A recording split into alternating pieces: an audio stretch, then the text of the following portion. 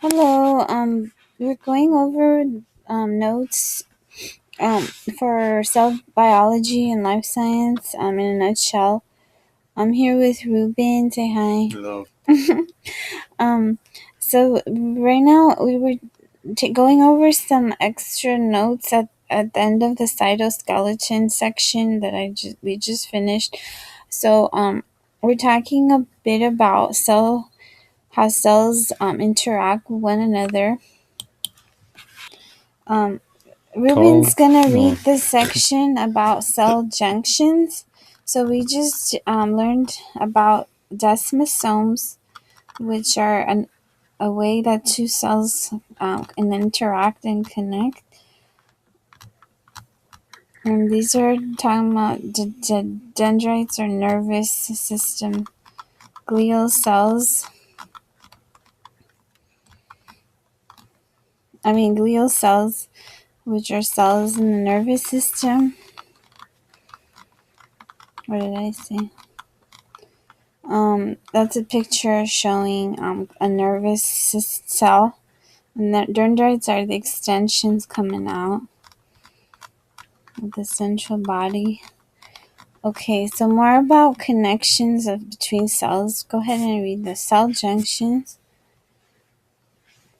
Can be cell divided. junctions can be divided into two types. Those that link cells together, also called intercellular junctions, tight gap adherence, and desmosomal junction. And those that link cells to the extracellular matrix, focal contacts, adhesive plaques, and hemidesmosomes. These junctions play a prominent role in maintaining the integrity of tissues in These junctions play a prominent role in maintaining the integrity of tissues in multicellular organisms, and some, if not all of them, are involved in signal transduction. You can read more at You don't have to read the whole thing. www.biologyreference.com. Biologyreference.com. Intercellular junctions and we'll move your arrow.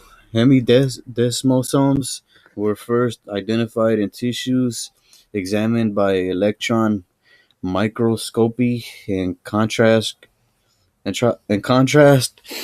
the focal contact was first observed in cultural cells in the light microscope by a technique called interference reflection. This procedure revealed specific sites where cells closely adhere to their substrates. These were called focal contacts or adhesin plaques.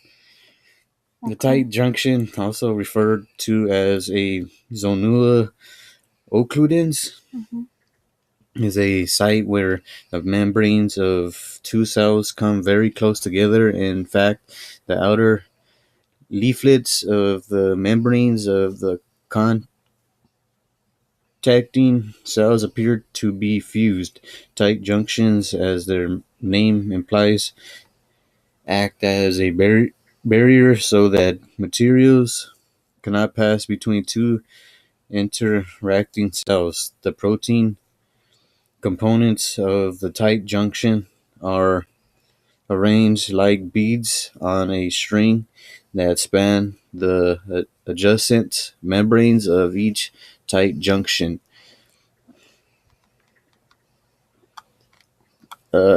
Tight junction often occur in a belt completely encircling the cell. In a sheet of such cells, material cannot pass from one side of the sheet to the other by squeezing between cells. Instead, it must go through a cell, and hence the cell can regulate its passage. Such an arrangement is found in the gut to regulate absorption of digested materials. So this picture is showing a tight junction interacting plasma membranes, intercellular space, um, which is the space between cells. There's a tight junction linked by proteins, and that's what it looks like. So cell 1 is on one side, cell 2 is on the other side. In contrast to tight junctions, there's a channel between membranes of contacting cells in the gap junction. So cytoplasm of two cells is connected. The basic building block of each gap junction is the connexin subunit, which is a type of protein. Some of these in each of the membranes of two neighboring cells come together, or 6 of them, and with a group of the 6 connexins in one cell interact with a comparable hexamer in the other cell, resulting in the formation of a channel. This channel allows direct cytoplasmic communication among cells. Small molecules of 1500 Daltons or less can pass through the channel of each gap junction, whose opening or closing can be controlled locally in the cell. Gap junctions unite muscle cells in the heart to help coordinate their contraction. So this photo diagram is showing a gap junction with cells with the channels. I guess the green are the channels. There's a gap between the cells, so there's 6 subunits to connect. So the connexins form an open channel between adjacent cells. So the cells interact in that way. Adherence junctions and focal contacts. Adherence junctions, sometimes called zonal adherence, are found at sites of cell-cell interaction. Focal contacts mediate association of cells with extracellular matrix. Both associate with an actin cytoskeleton, which we learned about previously in other videos, and both are involved in adhesion.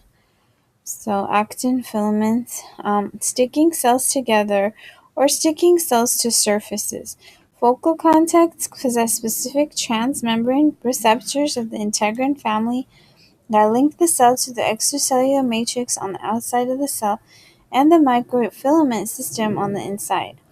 Conversely, members of a family of calcium-ion-dependent cell adhesion molecules, called adherents, mediate attachment between cells and at the adherence junctions. Uh, so, Adherence junctions and focal contacts not only tether cells together or to the extracellular matrix, but they also transduce signals into and out of cells, influencing a variety of cellular behaviors, including proliferation, migration, differentiation of cells. In fact, some protein components of these junctions can shuttle to and from the nucleus, where they are thought to play a role in regulating gene expression. Desmosomes, which we just reviewed, called macular adherence, and the hemidesmosomes are distinguished by their association with the keratin or intermediate filament-based cytoskeleton. Despite their names, desmosomes and hemidesmosomes are distinct at the molecular level. Both are primarily involved in adhesion. The desmosome, like the adherence junction, possesses calcium-ion-dependent cell adhesion molecules interacting with similar molecules in the adjacent cell. Meanwhile, integrins at the core of the hemidesmosome mediate its interaction with the extracellular matrix. The hemidesmosome and most likely the desmosome are also sites of signal transduction. So this is the end of our cytoskeleton section. Just one more note we have here, which we'll go over in the next video, about the centriole, which is another part of the cytoskeleton. So thank you guys, and I'll see you later. Thank you so much. Thank you. That's how cells interact. Looks cool.